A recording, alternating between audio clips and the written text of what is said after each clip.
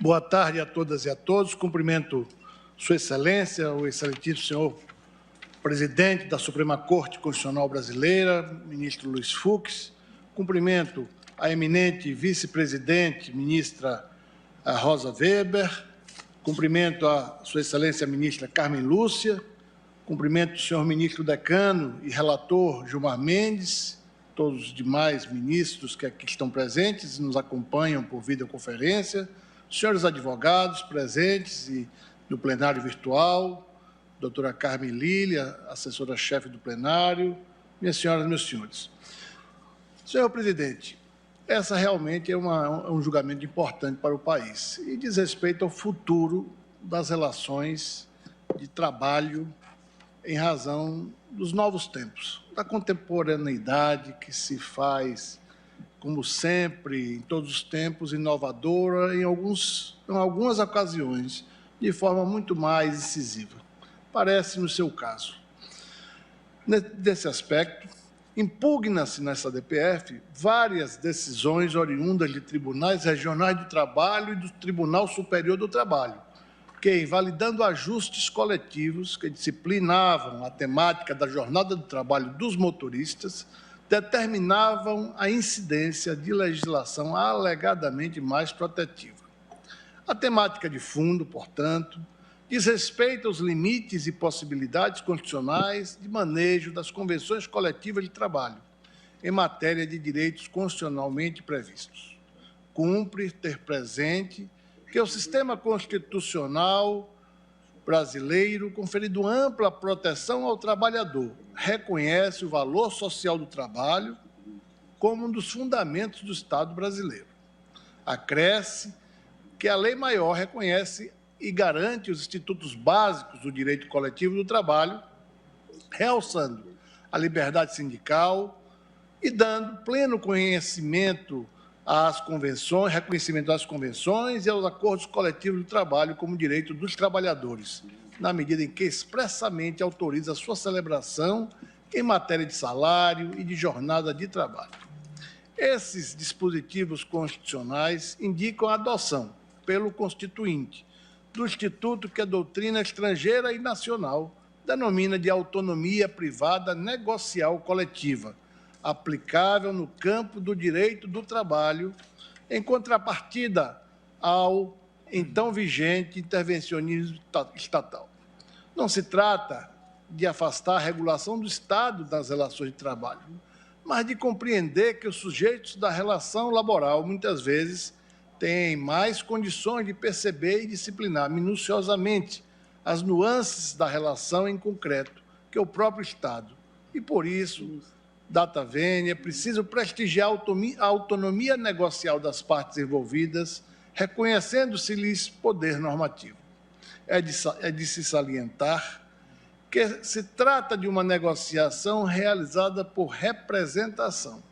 Nestes termos, as partes que transigem estão adstritas não só às normas cogentes aplicáveis à generalidade dos negócios jurídicos, cujo delineamento é marcado por sua função social e pelos deveres anexos ou laterais, mas também com os princípios da transparência e da lealdade para com os representados. Não se há de perder de vista também a realidade do contrato de trabalho e mesmo o caráter protetivo de certas relações laborais. Sublinhe-se, contanto, que o sinalagma típico do exercício da autonomia negocial no direito civil não compõe o substrato da negociação coletiva e, portanto, não há exigência de contrapartida matemática para o propósito de legitimar-se a redução ou supressão de direito social trabalhista por meio de acordo ou convenção coletiva. Contudo, a existência de vantagem objetiva para ambos os polos de interesses é íncita à própria ratio que conforma e preside esses processos de negociação coletiva, os quais, no limite, não podem ter como êxito último a mera abdicação dos direitos dos empregados. Saliente-se ainda que o Constituinte, ao delinear um projeto de sociedade, reservou à Constituição a disciplina de matérias que, por sua relevância, mostram-se infensas até mesmo à atividade legislativa ordinária, pelo que também são insusceptíveis de flexibilização por negociação coletiva. Ainda na lógica da função social da negociação, é defeito às partes interessadas ferirem direitos de terceiros e da sociedade como um todo. Podemos dar como exemplo, na linha do que reiteradamente tenho afirmado em pareceres, ser inadequada a negociação sobre os quantitativos de vagas reservadas nas empresas para preenchimento por aprendizes e pessoas com deficiência. Entendimento contrário poderia excluir do mercado de trabalho grupos vulneráveis, indo de encontro ao princípio da dignidade humana. No campo da teoria geral do direito, as convenções e os acordos coletivos do trabalho são nítida expressão do que, em estudo clássico, Cesarini e Sforza chamava de o direito dos privados, ou seja, do direito que os sujeitos privados, abro aspas, criam para regular determinadas relações de interesse coletivo, onde se disciplinam em modo diverso do estabelecido por uma norma estatal. Fecho aspas. Na presente ADPF, a questão de fundo relaciona-se com a jornada de trabalho, direito que pode ser objeto de negociação coletiva e cuja disciplina normativa não se esgota no texto constitucional. A atividade de negociação coletiva sobre esse tema, dentro da proporcionalidade e devidamente justificada, não viola direito constitucional indisponível dos trabalhadores. A Constituição da República autoriza a negociação coletiva sobre a matéria, havendo de se prestigiar, portanto, a autonomia privada coletiva que tem fundamento constitucional. Em suma, não discrepam da Constituição normas coletivas do trabalho, oriundas de negociações entre representantes de empresas transportadoras e motoristas, pelas quais se determinem formas de controle de jornada de trabalho.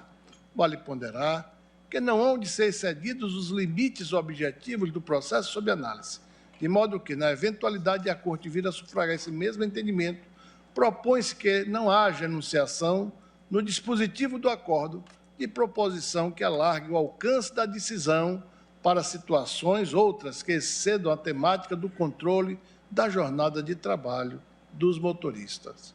Essa é, data vênia, uma prudente medida de autocontenção, sobretudo justificada em matérias especialmente sensíveis, nas quais a Corte Suprema, examinando em futuros processos outras situações específicas, poderá oportunamente, partindo da ratio decidente da solução que venha a ser aqui assentada, examinar se se cuida ou não de domínio no qual a Constituição admite e sob quais eventuais condições o manejo de instrumentos da negociação coletiva podem ser adotados.